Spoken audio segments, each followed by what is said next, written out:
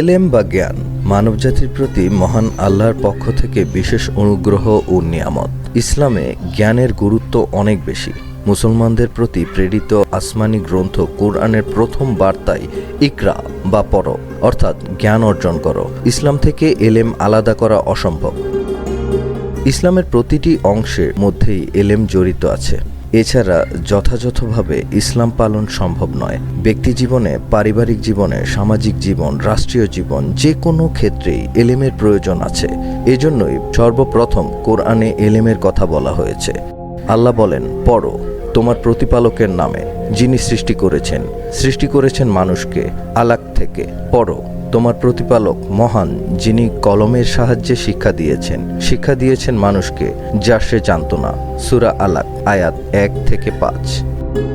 এলেম প্রসঙ্গে অন্য আয়াতে আল্লাহ বলেন, তিনি মানুষ সৃষ্টি করেছেন এবং তাকে জ্ঞানের বিশ্লেষণ ও বর্ণনা শিখিয়েছেন। সূরা আর রহমান আয়াত 3 থেকে 4।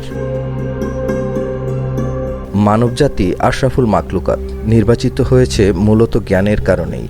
অন্য সব প্রাণীর উপর শ্রেষ্ঠত্ব, কর্তৃত্ব, নেতৃত্ব যাই বলি না কেন, তা সম্ভব হয়েছে এলেমের মাধ্যমে। এলেম অন্বেষণকারীকে হাদিসের ভাষায় বলা হয় তালেবে এলেম। পরিভাষায় যে ব্যক্তি আল্লাহর সৃষ্টির জন্য রাসূল সাল্লাল্লাহু আলাইহি ওয়াসাল্লামের দেখানো তরিকায় জ্ঞান অর্জন করে এবং সেই অনুযায়ী আমল করে, তাকে তালেবে আলেম বলা হয়। তালেবে এলেমের মর্যাদা সম্পর্কে পবিত্র কুরআনে অনেক আয়াত আছে। এলেম বা জ্ঞান আল্লাহর বিশেষ অনুগ্রহ। কেউ চাইলেই এলেমের উত্তরাধিকার হতে পারে না এলেম অন্বেষণকারী বা তালেবে এলেম হতে। এজন্য খোদাই বাছাইয়ে উত্তীর্ণ হতে হয়। আর আল্লাহ তাকেই এলেমের জন্য মনোনীত করেন, যার জীবন দুনিয়া ও আখিরাতের কল্যাণ দিয়ে ভরপুর করে দিতে চান। বুখারীর বর্ণনায় রাসূল সাল্লাল্লাহু আলাইহি ওয়াসাল্লাম বলেছেন, আল্লাহ তাআলা যার কল্যাণ চান তাকে দ্বীনের সঠিক এলেম দান করেন। বুখারী হাদিস নাম্বার 71। তালেবে এলেমের মর্যাদা সম্পর্কে অন্য হাদিসে এসেছে, রাসূল সাল্লাল্লাহু আলাইহি ওয়াসাল্লাম বলেছেন, তালেবে এলেমের জন্য সবকিছুই ইস্তেগফার করে, এমনকি আকাশের তারা, সমুদ্রের মাছও তার জন্য ক্ষমা চায়। মুসনাদে আবি ইয়ালা 2:260। এলেম অন্বেষণকারীর পায়ের নিচে নূরের পাখা বিছিয়ে দেওয়া হয়। সাফওয়ান রাদিয়াল্লাহু তাআলা আনহু বলেন, আমি রাসূলুল্লাহ সাল্লাল্লাহু আলাইহি ওয়াসাল্লামের কাছে আসলাম।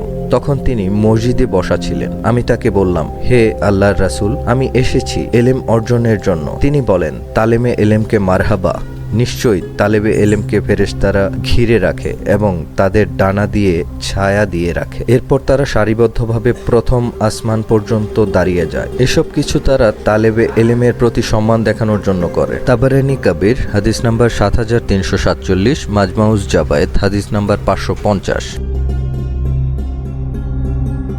ফেরেশতারা শুধু তালেবে এলেমের সম্মানে নিজেদের ডানা প্রসারিত করে তাদের ছায়া দেওয়াতে সীমাবদ্ধ থাকে না, বরং হাদিসে আরও চমৎকার বর্ণনা এসেছে। হাদিসে বলা হয়েছে, তালেবে এলেমের মর্যাদা এত বেশি যে তারা যখন রাস্তা দিয়ে হেঁটে যায়, ফেরেশতারা তাদের পাখা বিছিয়ে দেয়। মুসনাদে আহমদে বর্ণনা এসেছে, রাসূল সাল্লাল্লাহু আলাইহি ওয়াসাল্লাম বলেছেন, অবশ্যই ফেরেশতারা তালেবে এলেমকে ভালোবাসে। তারা যখন রাস্তায় চলে, ফেরেশতারা নিজেদের পাখা বিছিয়ে দেয়। তালেবে এলেমের জন্য সৃষ্টিকুলের সব কিছু দোয়া করতে থাকে, এমনকি আকাশের তারা, সমুদ্রের মাছ তাদের জন্য দোয়া করে। মুসনাদে আহমদ হাদিস নাম্বার 21715, জামে তিরমিজি হাদিস নাম্বার 2682।